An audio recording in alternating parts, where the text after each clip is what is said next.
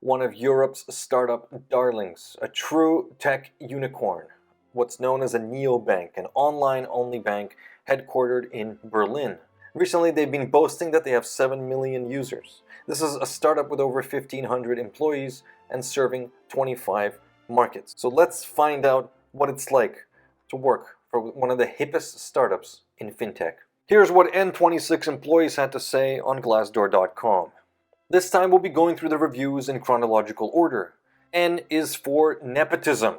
Pros: some free food, free drinks, etc. Cons: founders surrounded by yes men and women. This makes them completely disconnected from reality. According to them and the people surrounding them, everything is always amazing and only getting better. However, on the ground, senior people are leaving in droves. Some of them even without having found a new job, just because they're so fed up, being replaced with successfully more junior people.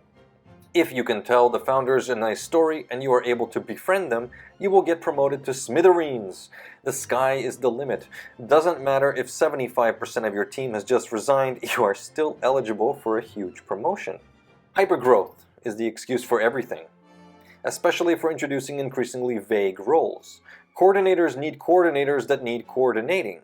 Through all these levels, the vision and priorities of the company get completely lost. This results in every new hire being more disconnected with the company and the product as the one before them. And even after hiring all these people, no one seems to be able to actually deliver features. Really, the app has been basically identical to 1 year ago. A bunch of things are even being outsourced to a consulting company. Speaking of vision, somehow everyone that's in charge of building the vision of the product is completely out of touch with our competitors. Where a couple of years ago we might have been a market leader in a lot of things, now there are a bunch of competitors in Europe that have a feature set that make N26 look like the old banks we are trying to replace. Ouch. The architecture is riddled with ticking time bombs, some of them with easy fixes that the technical leadership has no clue how to fix, even if they acknowledge they exist.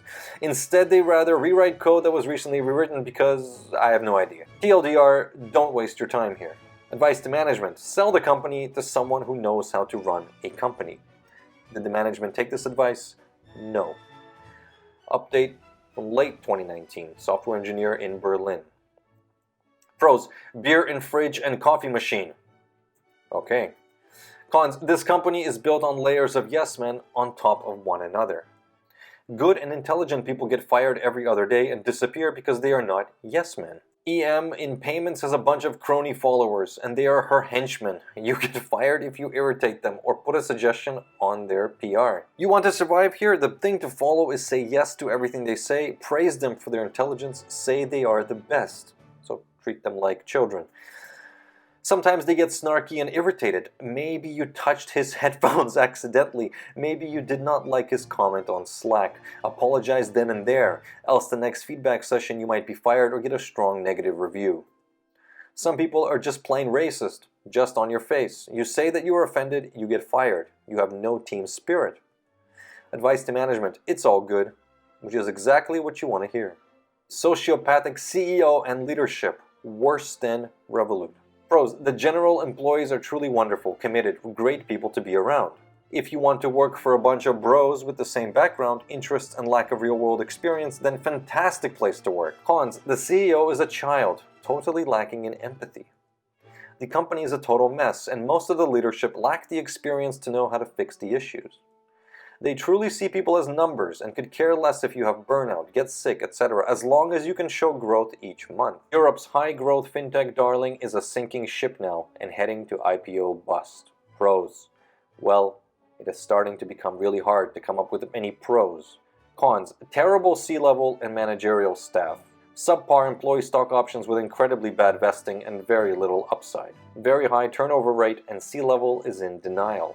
Engineering quality is getting worse and worse every day. Lack of engineering forcing them to promote inexperienced engineers, which leads to bad decisions on both the tech and product sides. Advice to management: leave it to people that know how to manage a company. Clearly, you do not know and care what you are doing. So here's the thing, we've read all these bad reviews, and how was the management of this absolute shit show, how were they rewarded recently? Well, turns out they actually raised $900 million in the latest funding round. This was earlier this year, making the company now worth more than $9 billion. So the investors have not given up on the company. We'll see what happens to N26. If they can pull off an IPO and flip this to Joe Public, then it will be a job well done. Unfortunately, it will be at the expense of a lot of unhappy employees. If you have worked for one of these sexy, high-growth, hyper-growth, high-tech unicorns, let us know in the comment section. As always, subscribe for more, and thank you for watching.